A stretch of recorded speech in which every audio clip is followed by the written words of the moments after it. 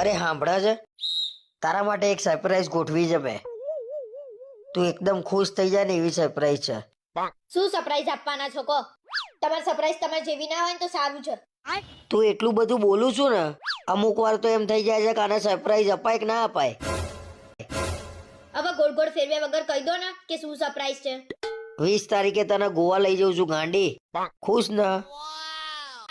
એકદમ ખુશ થઈ ગઈ હું, પણ પૈસા ક્યાંથી લાય એ તો કહો. આજે પૂછ્યું એ પૂછ્યું તે પુરુષ ક્યાંથી લાયો, કેમ ના લાયો, એ બધામાં સ્ત્રીએ પડવાનું જ ના હોય. હું ગમે એની ચોટી મંત્રીને ના લાવું પૈસા.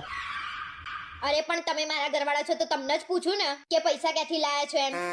જો સ્ત્રીનું કામ એક જ છે, જે જોઈતું હોય એ પુરુષને કહી દેવાનું એટલે પુરુષ લાઈન આપી દે. બીજા બધામાં નહીં પડવાનું. હારું ભાઈ, મારા પડવું એ નહીં. અને એક કામ કરો, મને પૈસા આપી દો એટલે મારે જે ખરીદી કરવી હોય ને હું કરી આવું.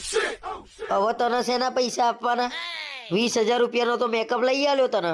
હવે મારા કપડા લાવવાના છે નવા ભાઈ. તમારા જોડે કપડાં તો પડ્યા છે, કપડામાં શું ખોટા ખર્ચા કરવાના? અરે તું કહું એની સોગન, મારા જોડે 3 જોડીથી વધારે કપડા નીકળ્યો તો. અને તારો મેકઅપ તો અનાજ ગણાય ને. કરો ખીચડી જાઓ મેકઅપ ને. ખર્ચો કરવાની તાકાત ના હોય તો ગોવા જવાનો પ્લાન ના કરીએ.